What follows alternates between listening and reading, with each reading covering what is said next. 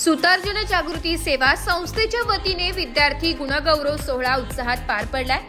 150 विद्यार्थी आणि पालकांचा यात सहभाग होता।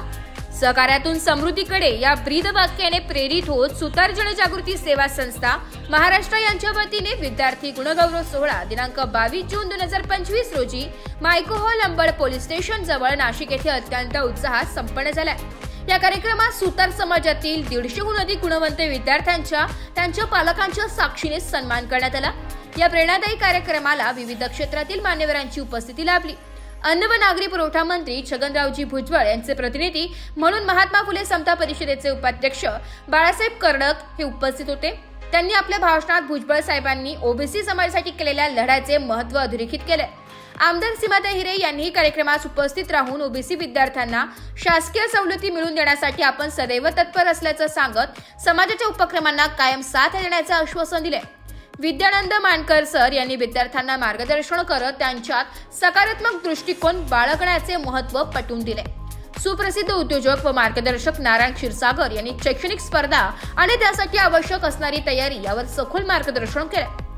पीजी भाऊ सुतार यांनी विद्यार्थ्यांना प्रोत्साहन देत अभ्यासात सातत्य ठेवण्याचा सल्ला दिलाय। संस्थापक अध्यक्ष बाळासाहेब वाघ यांनी आपल्या भाषणात विद्यार्थ्यांनी आईवडिलांच्या कष्टाचे चीज करावे तसेच आजच्या तणावाच्या वातावरणात टोकाचे निर्णय घेण्याऐवजी यश अपयश पचवायला शिकावे असे नमूद केले। विद्यार्थ्यांना सन्मानपत्र व ट्रॉफी प्रदान करून गौरवण्यात आले।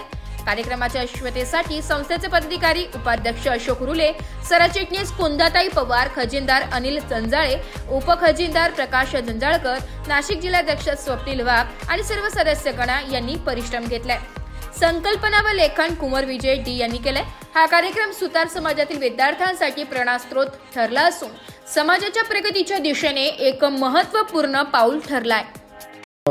आज आपण जो विद्यार्थी गुणगौरव सोहळा घेतला तर याच्यासाठी महाराष्ट्रातील जे तमाम जिल्ह्यातील विद्यार्थी पालक आले याच्याविषयी थोडक्यात माहिती सांगा। आज या ठिकाणी सुतार जनजागृती महाराष्ट्र संघटनेच्या माध्यमातून आणि महाराष्ट्र राज्य सुतार समाज समन्वय समिती यांच्या सहकार्याने सौजन्याने आणि आशीर्वादाने गुणगौरव समारंभ एक उत्साहात पार पडला। आणि विशेष म्हणजे हा गुणगौरव समारंभच नाही तर हा सुतार समाजाच्या मुलांना दिशादर्शक ठरणारा असा समारंभ होता। आणि या ठिकाणी आमचे मानकर सर, नारायण भाऊ, पीजी भाऊ यांच्या वक्तृत्वाने आणि मार्गदर्शनामुळे निश्चितच मुलं या ठिकाणी विचाराची शिदोरी घेऊन जातील।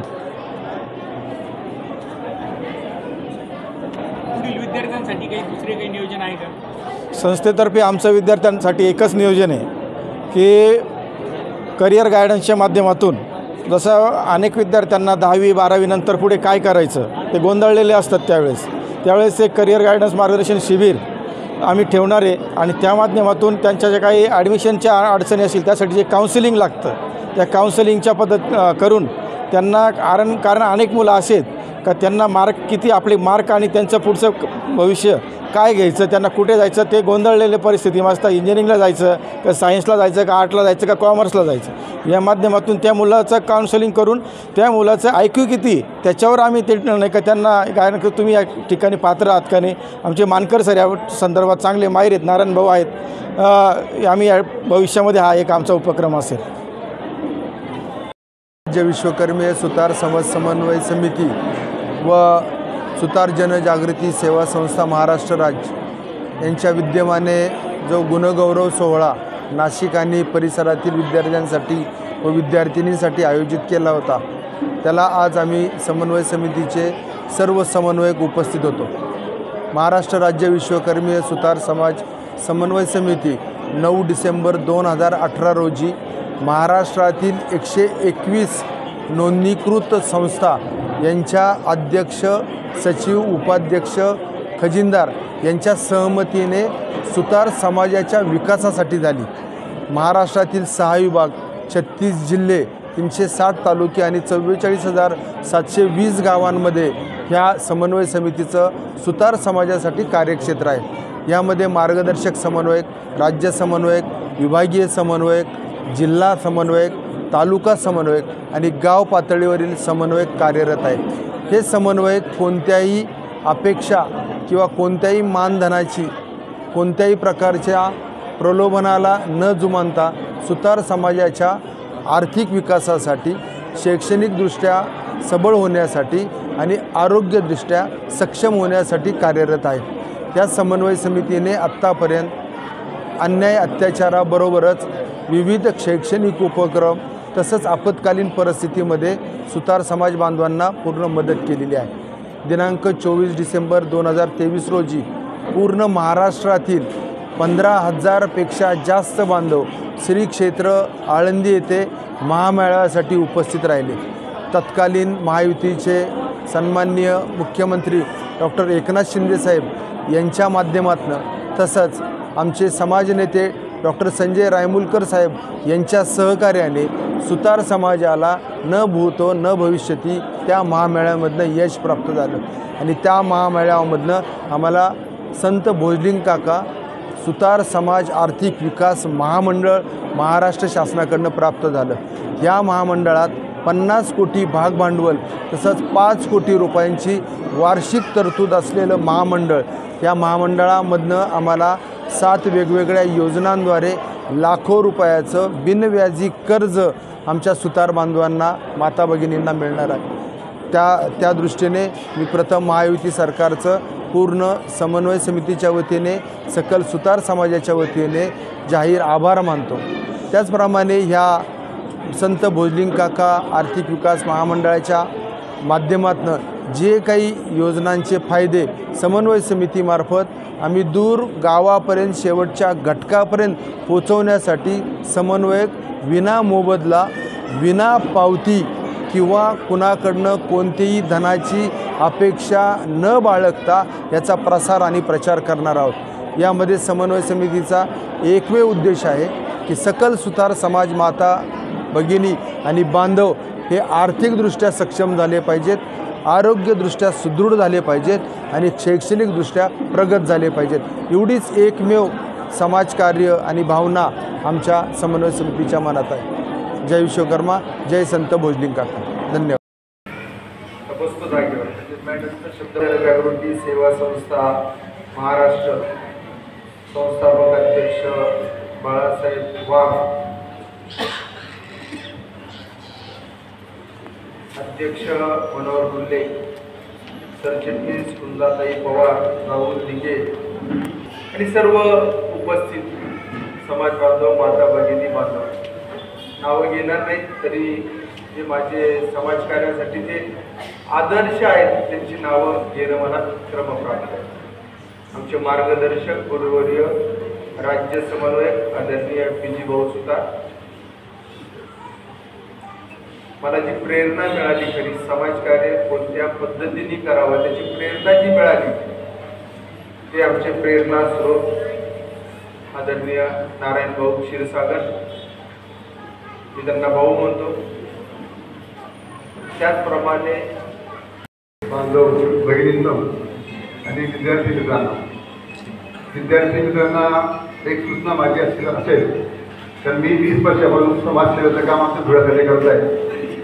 धुळे हे महाराष्ट्राचा मागासलेला जिल्हा आहे, सगळ्यांना माहीत असेल किंवा तुम्हाला माहीत नाही पण मागासलेला जिल्हा आहे। पण आज धुळे जिल्हा सामाजिकदृष्ट्या आज पूर्ण महाराष्ट्रामध्ये प्रगत झालेला आहे, प्रगत आहे। त्याचं उदाहरण सांगतो तुम्हाला, फक्त शैक्षणिकदृष्ट्या, कारण आमचं प्रबोधन हे फक्त मुलांना शैक्षणिकदृष्ट्या फार प्रबोधन केलं नाही, प्रबोधना केल्यामुळे आज महाराष्ट्रामध्ये MD डॉक्टर धुळ्यात 4 ते 5 डॉक्टर सगळ्यांचं हॉस्पिटल मोठं। त्याचं कारण हे प्रबोधन, विद्यार्थ्यांना प्रबोधन करण्याची फार गरज आहे, काळाची गरज आहे। आणि मानकर सर बोलले की पालकांनी मुलांवर जोर जबरदस्ती करू नये, शिक्षणाच्या बाबतीत ते करतात स्वतः करतात, फक्त लक्ष ठेवून आपलं काम असतं। आता माझ्या घरातील मुलगा डॉक्टर MD डॉक्टर आहे, मुलं अमेरिकेत, मुलगी एक परदेशात दुबईला आहे, माझ्याकडे शैक्षणिक क्षेत्र फार पुढे आम्ही, त्याचं कारण आम्ही पूर्ण महाराष्ट्रात प्रबोधन केलं आहे आणि धुळे जिल्हा या बाबतीत फार पुढे प्रगत केलेला आहे। त्याचं एक कारण उदाहरण सांगतो, महाराष्ट्र धुळे जिल्हा शैक्षणिक बाबतीत व औद्योगिक बाबतीत आणि राजकीय बाबतीत आज महाराष्ट्रामध्ये 1 नंबर पुढे। त्याचं एक उदाहरण सांगतो, महाराष्ट्रामध्ये आपल्या धुळे जिल्ह्यामध्ये आम्ही दरवर्षी 2 नगरसेवक निवडून आणतो समाजाचे, राजकीय सभा सुद्धा आणण्याची ताकद आमच्याकडे, आम्ही आणतो तसा प्रयत्न करतो। बराच झालेला आहे, कुणाचाही जास्त वेळ घेणार नाही, फक्त एकच सांगतो, मी कुठेतरी ऐकलं होतं जे टाळ्या वाजवतात ना ते दिल खुलास असतात आणि जे टाळ्या वाजवत नाही ना ते नॅचरली खडूस असतात. आपल्या मुलांना या ठिकाणी व्यासपीठावर प्रशस्तीपत्रक या ठिकाणी मिळालेले आहे आणि आपल्या टाळ्यांच्या कुठेतरी कमतरता या ठिकाणी जाणवत आहे. म्हणून मला ते तुम्हाला सूचना करायची. मित्र, या ठिकाणी एक सुंदर कार्यक्रम बाळासाहेब नावामध्ये खूप शक्ती आहे. बाळासाहेब नावामध्ये खूप शक्ती आहे याचं प्रचिती मला आलेलं आहे. ज्यांनी कार्यक्रम केला ते बाळासाहेब वाघ आणि मागे आपली जी महाराष्ट्राची बुलंदत्ता पोहोचलेली आहे ते बाळासाहेब पांचा. आता या ठिकाणी सांगायचं एक उत्कृष्ट उदाहरण की आमचे सगळं व्यासपीठ जे आहे, आपण म्हणतो आयुष्यात जर मोठं व्हायचं असेल तर माणसाला दोनच गोष्टी शिकवतात. एक म्हणजे वाचलेलं पुस्तक आणि दुसरी म्हणजे भेटलेली माणसं. आणि हे भेटलेली माणसं ज्याला वाचता येईल तो आयुष्यामध्ये मोठा होईल. नारायणजी क्षीरसागर यांनी त्यांची स्वतःच्या जीवनावर केलेली क्लिप बघा, संघर्ष गाथा बघा, यशोगाथा बघा, की त्याच्यापासून आपल्याला प्रेरणा मिळेल. आमच्या आदरणीय पीटी भाऊ आणि त्यांचं स्वप्न आहे आमच्या धुळे शहरामध्ये UPSC विद्यार्थी घडले पाहिजे. त्यासाठी मी वाटेल तो खर्च करायचा आहे. आदरणीय विद्यानंदजी माणकर त्याच्या नावामध्येच विद्या लपलेली आहे.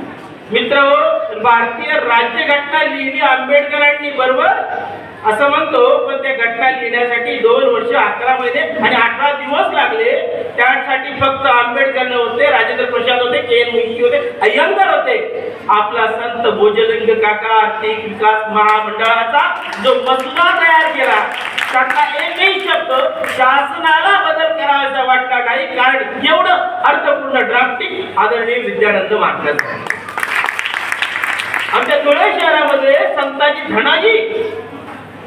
संताजी जाधव आणि धनाजी जाधव आणि संताजी घोरपडे हे शिवरायांच्या काळातले 2 बुलंद सेनापती असं म्हणून ज्यांनी आमच्या धुळे महानगरीमध्ये ज्यांची संताजी धनाजी तुलना केली जाते ते आमचे दीपकजी शेलार. जोगेश्वरी कन्स्ट्रक्शन नावाने त्यांनी स्वतःचं प्रस्थ निर्माण केलेलं आहे आणि आपल्या समाजातले पहिले 2 नगरसेवक निवडून आले. त्याच्यामध्ये पहिले आमचे संताजी म्हणजे दीपकजी शेलार, दुसरे धनाजी म्हणजे गोटे होईल.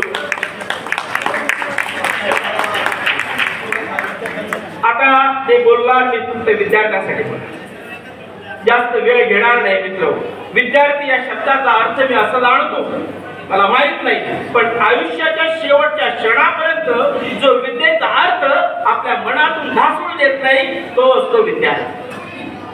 आणि विद्यार्थी मित्रांनो, आम्हाला माहित आहे की मी पॅकेजच्या जगामध्ये जगणार आहे. मला माहिती आहे आम्ही 71-72ची पिढी 70च्या दशकामध्ये आमच्याकडे संयम होता. छायागीत पाहिलं 5 गाणे पाहिजे, चित्रहार पाहिले 5 गाणे पाहिजे, अर्धा चित्रपट शनिवारी, नंतर अर्धा चित्रपट पुढच्या आठवड्यात पाहिजे. दादा दादी की कहाणी, सिंहासन 32 असं पाहून लहान लढले तर आपल्या समोर काहीच आव्हान नाही. मी आज भाऊंना सांगितलं का वेगवेगळ्या फंड उभा केला, रिअल इस्टेटमध्ये काम सुरू केलं. संघर्षामुळे मला एक मार्ग मिळाला. मी आज माझे बिल्डर या ठिकाणी आहेत, आमचे गोटू भाऊ आले, आमचे दीपक भाऊ आहेत, वेगवेगळे. कमीत कमी तुम्हाला सांगतो मित्रांनो, एक विचार केला की आपण जर हात पसरवायचं म्हटलं तर लोकांजवळ किती दिवस पसरणार, आपले लोक किती दिवस देते. मी ह्या 6 महिन्यामध्ये जवळजवळ 3 लाख रुपये फक्त माझ्या मुलीसाठी रिअल इस्टेटच्या माझ्या एजंटच्या कामातून कमवले. मला नवीन बिझनेस मिळाला, 3-3.5 लाख रुपये कमवले. मला माझं काम, मला जर कोणी फोन केला बाळासाहेब मला फ्लॅट पाहिजे, रोज पाहिजे, तर मी अजिबात कमी, मी जरी गव्हर्नमेंट सर्वंट असलो तरी मला कमीपणाने तो फोन अटेंड करतो. महिलेचा असो, अधिकारी, अक्षरशः जज लोक सुद्धा माझ्याकडे फ्लॅट मागायला येतात. PI येतात, अधिकारी येतात, DSP येतात, मोठे मोठे अधिकारी येतात. कारण असं क्षेत्र आहे का त्या क्षेत्रामध्ये सगळ्या प्रकारचे लोक तुम्हाला भेटतात. मी तुम्हाला सांगतो मित्रांनो, तुम्हाला जर जसं मानकर सरांनी सांगितलं, मी डिफेन्समध्ये काम करतो. माझ्या मोबाईलमध्ये जर बघितलं तुम्ही, अक्षरशः मेजर, कॅप्टन, लेफ्टनंट कर्नल या लोकांचे मेसेज असतात. या लोकांचे मेसेज असतात कारण मी ट्रेड युनियनमध्ये ऑल इंडिया डिफेन्स फेडरेशनच्या 440 युनियनच्या या पूर्ण आर्टिलरी सेक्टरचा अध्यक्ष म्हणून काम करतो. तुमचं ओझर असो, नगर असो, भुसावळ असू द्या, देवळी कॅम्प असू द्या, या सगळ्या क्षेत्राचा जो रिजनल असतो त्या रिजनलवर मी काम करतो.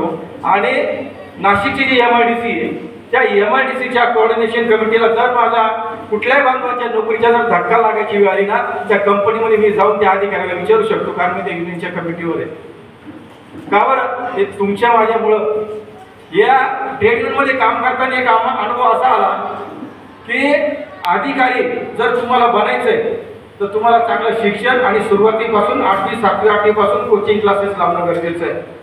कोचिंग क्लासेस लावा, परंतु आपल्याकडून जर झेप होत असेल तेच करा. आपल्या पालकांची इच्छा आहे की बाळा हेच कर म्हणून करू नको, कारण तुमच्यामध्ये कॅपॅसिटी काय, तुमचं प्राबल्य कशामध्ये ते आपण ओळखणं गरजेचं आहे.